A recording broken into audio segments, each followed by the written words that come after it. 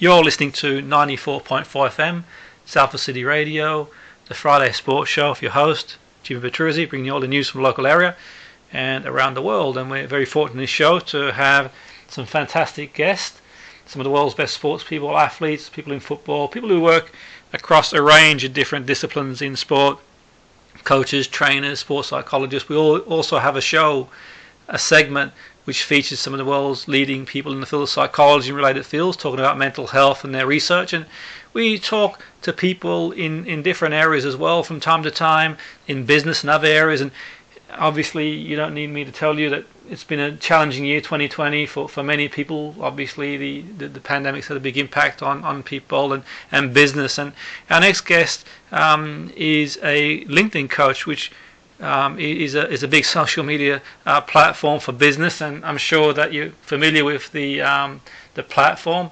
If not, I guess it's a good platform to generate some leads and some contacts, and you know, everyone can do a few more contacts and getting the word out there for what they do, especially in these difficult times. So who better to talk about LinkedIn than our next guest? So Leah Turner, welcome to the show, a LinkedIn coach. Great to have you on board.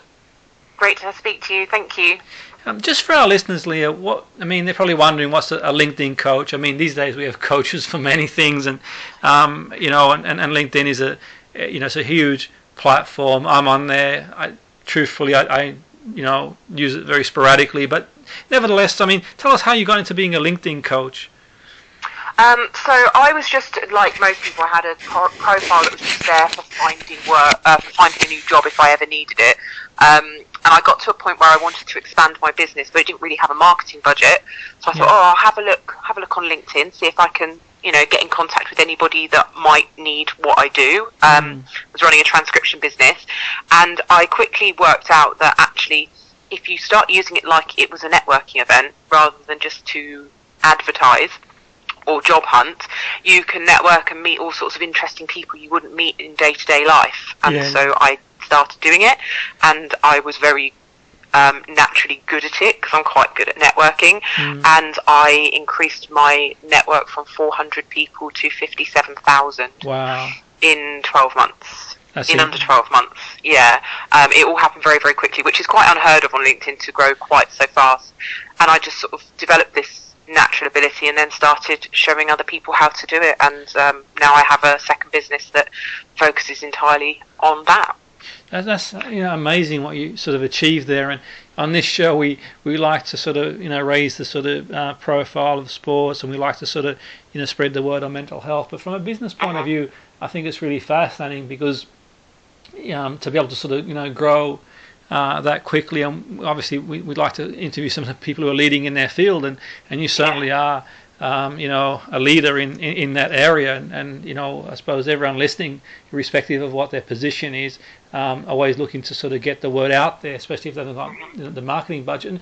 And how did you learn all that, Leah? You've got a huge following, and you've done really well. And how did you was it sort of self-taught, or how did you sort of? Yeah, it's all been self-taught. It's from being present on the platform a lot, engaging a lot, watching what other people do, noticing what works, what doesn't work, picking up things from other people who are experts on LinkedIn, and sort of collating it all and putting my own spin on it and saying, well, hold on a minute, the way I do this isn't how people have sort of traditionally done LinkedIn, where it's been very much sort of very, very corporate, and I've made it a lot more social and lots more fun. If I'm honest, it's much more fun to be on, and managed to generate, I think it must be around 350, 400 inbound leads from buying my products and using my services across my two businesses in the space of 12 months. And they've all been inbound. I don't ever send a cold pitch message, ever. So the method that I use is just by basically creating content that speaks to the right people and connecting with the right people in the right places, in the right way, that they are receptive, and creating a powerful network of people that are genuinely interested in what you have to say. And even if you can't work with them, they will recommend you because they like you and want to see you succeed. So it's been an interesting one. It wasn't how I expected the year to go at the beginning of the year, but it's certainly ended on a better better note than it started. Yeah, no, it's interesting you say, and I mean, sort of, I've heard people talk about LinkedIn and they've sort of mentioned and sort of given tips and that sort of stuff, and I guess in one sense, you know, they may be right. I don't know. It's just sort of they've all got their own sort of perspective, no doubt. You know, who am I to say who's right or wrong? But one thing about you, you certainly walk your talk. You've got the followers there, and you know, and obviously so there are people out there that talk about doing things on LinkedIn and changing profile and writing this and that, but you sort of look at where they are on, then you kind of think, well, actually, you don't have any more followers than me, type thing. So you really, if that makes sense. There are a lot of them out there, and it does make people sort of question my authority in it, because they sort of say, well, there are so many LinkedIn coaches, and there are so many LinkedIn coaches, and there are people that are good at inbound lead generation and outbound lead generation. But yeah, I walked the talk before I started teaching other people, and I only started teaching other people because I'd helped some people for free, and they said, you should be selling this. So I said, okay, I'll give it a go. Absolutely, like any sort of education, you know, you learn, it takes hours, whichever way you learn it, and obviously, you know, how you place the value on what you get out of something, it's difficult, because obviously, you know, lead generation is key. But I mean, what sort of clients come to you, Leah? What are they sort of looking to do? What do they want you to do for them? Such a range. I work with a lot of other coaches who are looking for specific types of clients, because it's very easy to actually locate and narrow down who you want to target on LinkedIn.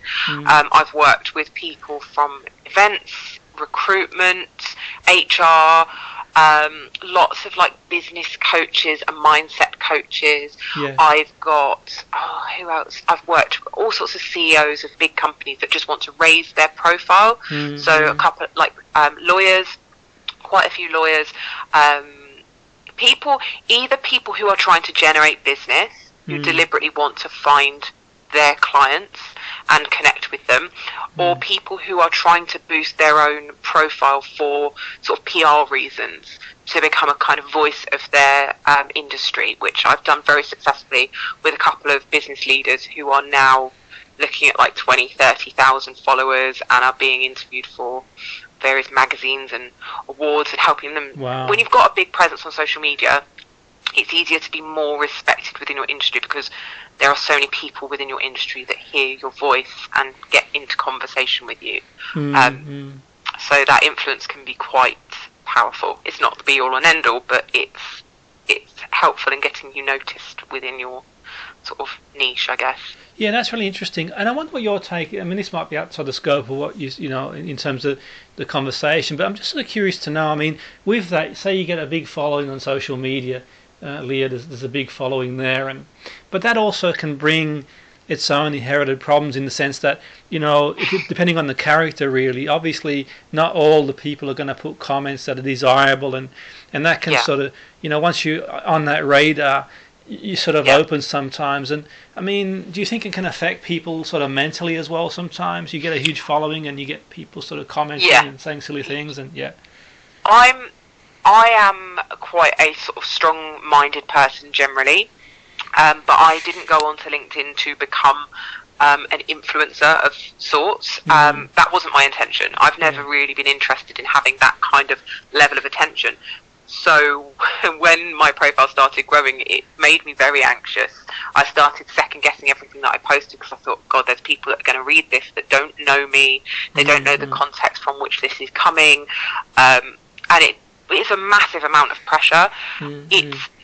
I am quite good at dealing with it. Most of the things that I post are very positive, so I don't get a lot of negative comments, and people are much more accountable on LinkedIn, because obviously everything that you write in the public domain can be seen by your employers, or your clients or your colleagues, and obviously if somebody sends a private conversation and it's inappropriate, you have access to all of their employment details. So it's kind of people's behaviour tends to be, in the majority, better more moderated, than say Facebook or Instagram or Twitter. But it still does happen, and I've had some brushes with some really quite frightening people, and had to change my own like personal accessibility, make sure my phone number's not anywhere on the internet, make sure my company address isn't my home, so people can't find me, sort of stuff. but mentally it's been, and I'm still adjusting.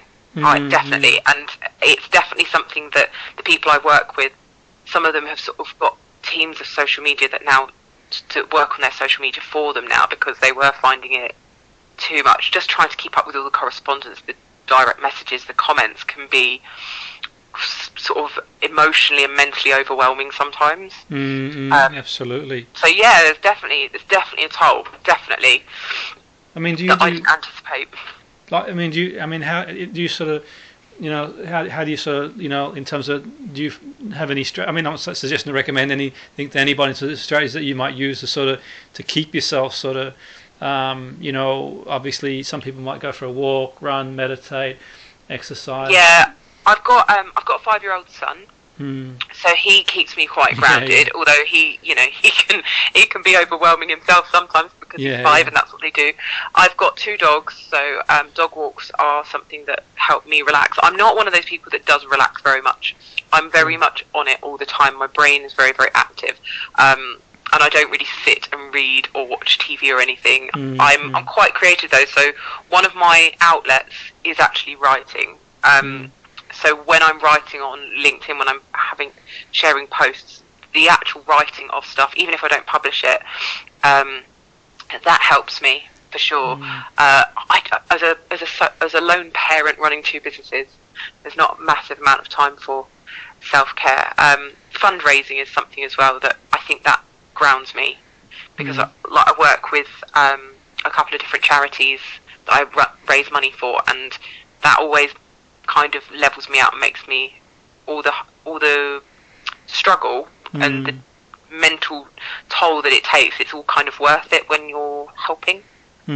Absolutely. Absolutely. You got the meaning that goes with it, and I mean it's pretty interesting, really. I mean, obviously, you sort of are a strong character, and perhaps extroverted in terms of, in the sense that you're okay with obviously the following brings its own things, but you manage to sort of to channel your energy and make the most of it. I suppose there are people out there, Leah, who are probably more introverted and want to get out there, but they're a little bit apprehensive about being out there. Do you get sort of clients that come to you who are a bit more introverted, who are a bit more sort of, well, I don't really want the spotlight on me type thing, but I do want the business? Yeah, and do you know what? That's one of the things that my previous clients have always said to me, and it wasn't part of the plan when I first started doing this, but they always say to me, do you know what? You've really given me confidence in who I am and having my own voice. You don't have to be sharing everything about your life and everything you are as a human. You don't have to be extroverted.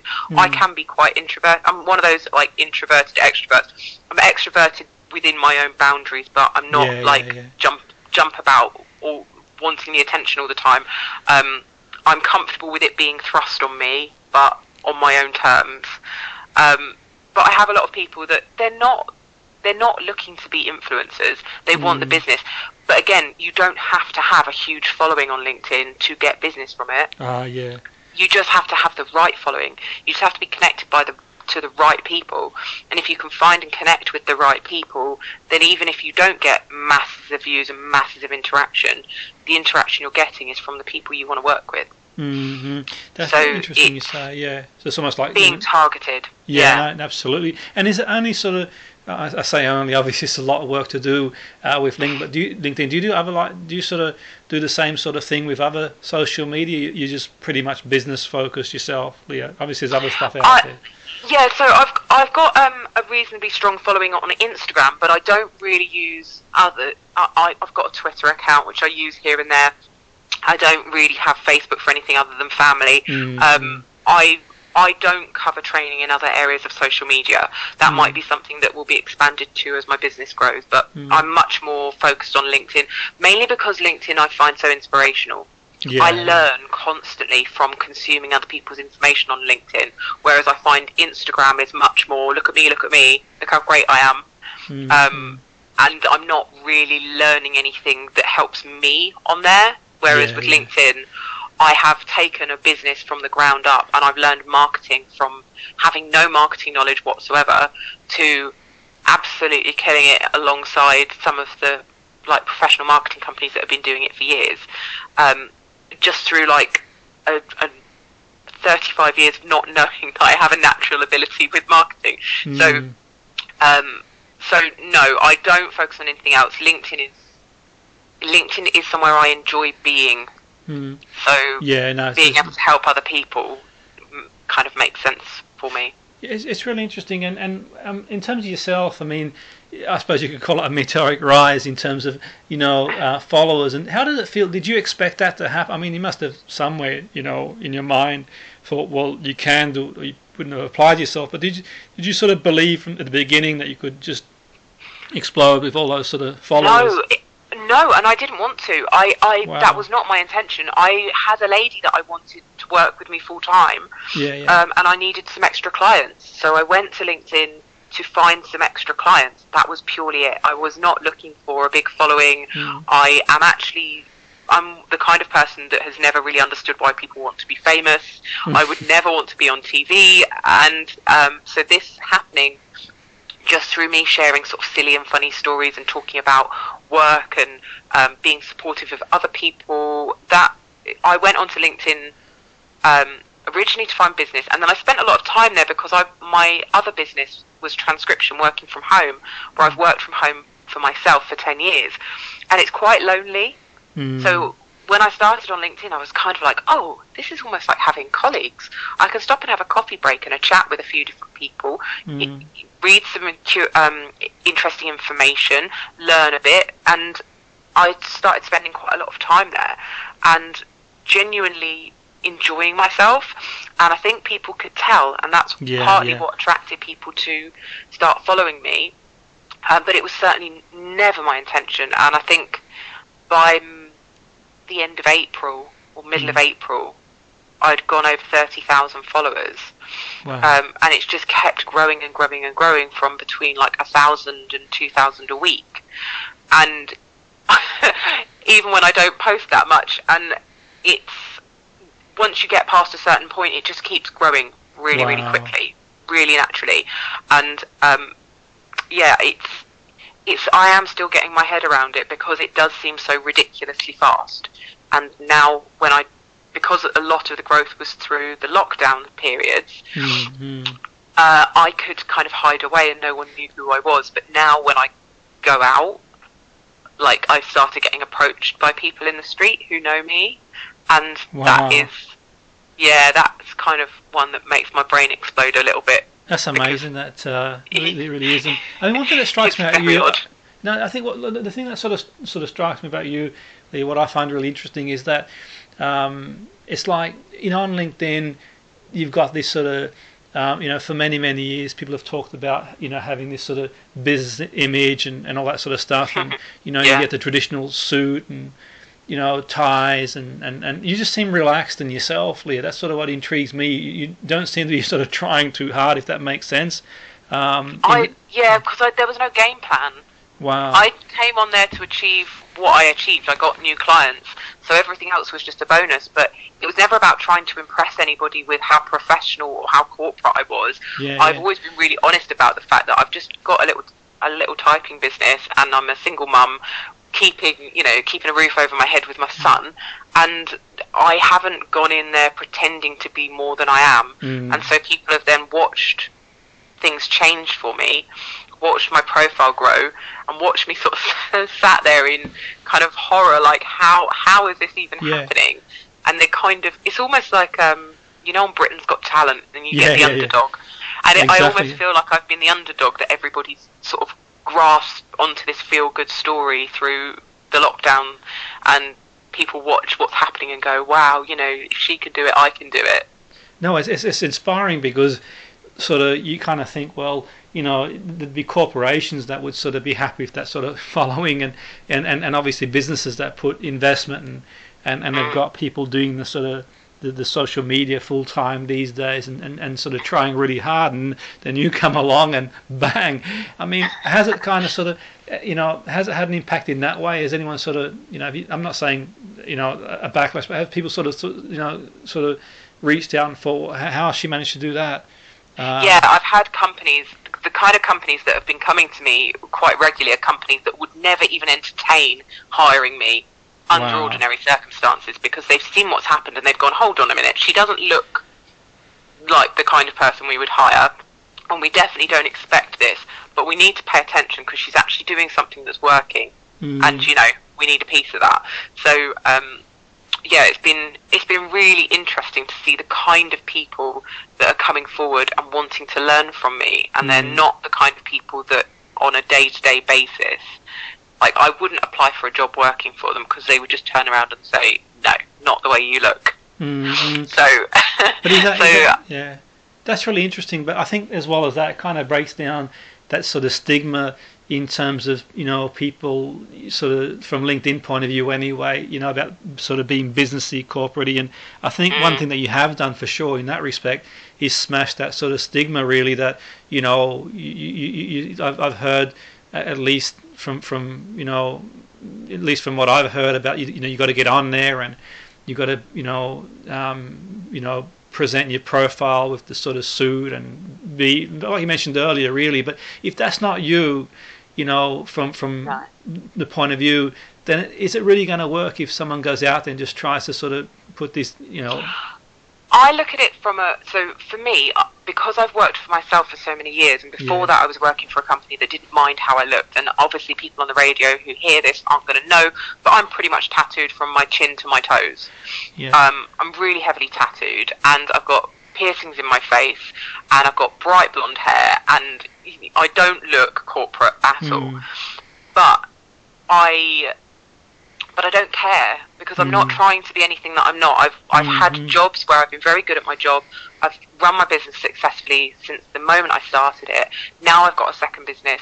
I'm doing the things that lots of people haven't achieved yet, or are too scared to have a go. And I'm doing it without, if somebody says you can't do that because of how you look, I'm just like, watch me. Absolutely. Actually, what I look like has nothing to do with how good I do my jobs. So I like that I'm breaking those stereotypes down, and I like that people are messaging me saying, I feel comfortable having my tattoos on show now because I've seen you. And I'm hoping, like, the workplace is changing. People aren't taking so much notice of, like, tattoos and hair colour and piercings, and it's more about the personality. But I think one of the biggest contributors to people's problems with mental health is the fact that they have to split their identity into all these different versions of who they are. They're one person as a husband, they're one person as a parent, they're one person as an employee, one person as a boss, whatever it is. You constantly have to be these different versions of yourself. But I've never had to do that. I've just been me, and in all areas. And I think that has been a key contributor to my mental health as an adult being the way it is, because I've just said, well, if I don't like something or somebody, I don't want to do it, and I don't want to work with them, or I don't want to be around them. Absolutely. No, that's really powerful stuff. Preserved my bubble a little bit. No, that's really, I think that's really powerful stuff, and I can relate to that sort of point myself, Lee, if I'm honest. I think that's sort of what it sort of intrigues me about what you do, and because similarly, I mean, I've had sort of phases in my life. I've sort of adhered to what is expected in terms of I mean, from a conduct point of view, you sort of adapt and you fit in, but in terms of how one presents themselves. But the last 5-10 years of my life, I've kind of done a full circle and think, what, it is what it is, and take it or leave it, really. So and I work in environments where traditionally I'm not a certain type person. That just doesn't sit well with me, and it's good for my mental health to be able to just liberate and be myself and turn up to lectures how I want to, and it attracts the people that you want to work with. Absolutely, as well. So people say, oh, you mustn't say things like that. You get people that like swear on LinkedIn, and they'll write really sort of very opinionated posts, but they say, but if you don't like it, good, because I'm filtering out the people I don't want to work with. Absolutely, yes. You set your stall. If you're just who you are, there are going to be people that don't like it, but it doesn't matter, because they're not your ideal clients. True. They're not the people you want to do business with. You won't enjoy doing business with them. So be yourself, and the people who like you will want to work with you. You'll enjoy working with them, and the other people, that's fine. They filter themselves out. No, that's interesting stuff. And for people who aren't on LinkedIn at all, if I mean, if they sort of, if they haven't joined LinkedIn, there's probably not many now. I suppose it's growing all the time, and I'm not trying to do a sales pitch for LinkedIn. Really, most people are aware of it in that respect. But for someone who's new on LinkedIn, and sort of considering going on there. What are your thoughts? Obviously, there are people at the moment who are being made redundant, and as a result, around the world, really, from the pandemic, the tough times for people, and obviously, people are going to go into other areas and look for new work, and as the platform provides that. What would you say to anyone joining LinkedIn for the first time, Leah? What are your sort of thoughts? Firstly, the main thing is you've got to make sure you have a tip-top profile, because your profile is your shop front. It needs to say exactly who you help and how you add value to whoever you're looking to work.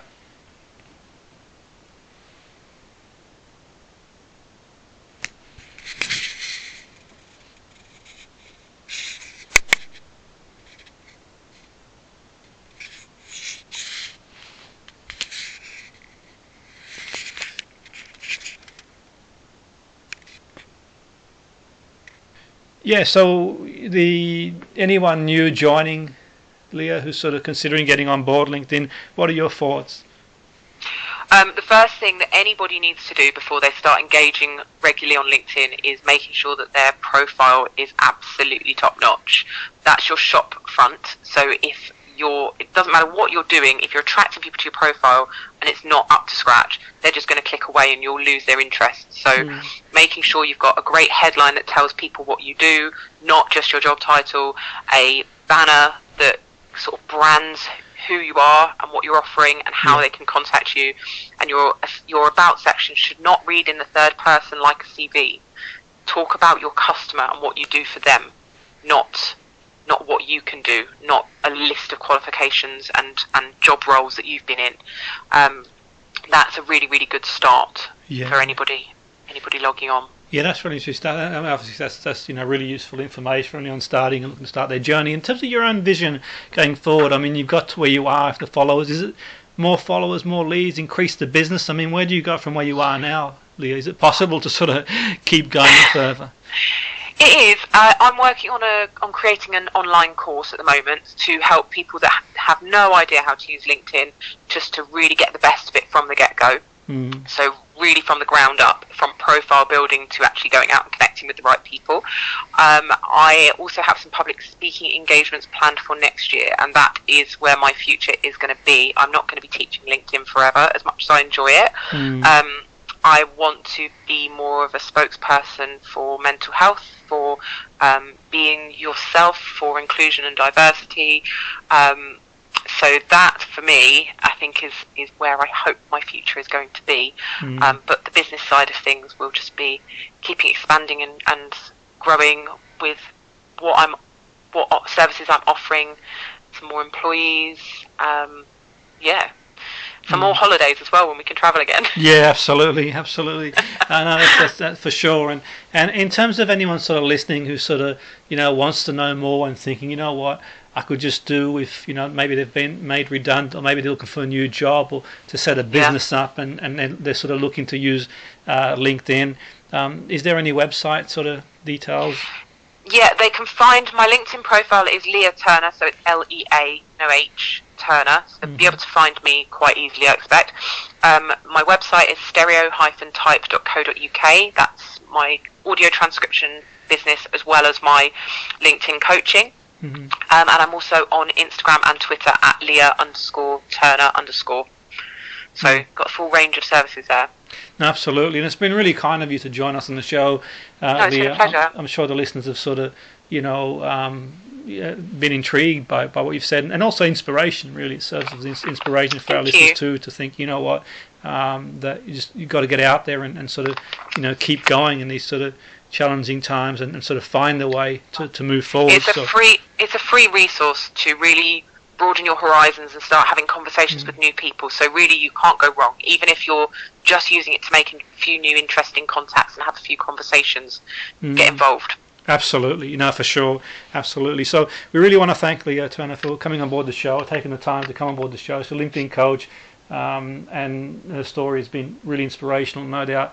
As listeners, it makes us sort of think. It certainly made me think really in terms of expanding the network and sort of keep going forward. And particularly for our show too, we've always been about increasing awareness and participation of sport and talking to people and guests in the areas of mental health and inspirational people who've made a difference and who are making a difference in their own way. So that was Leah Turner kindly speaking to us on 94.4 FM, Salford City Radio, the Friday Sports Show. Your host, Jim Petruzzi.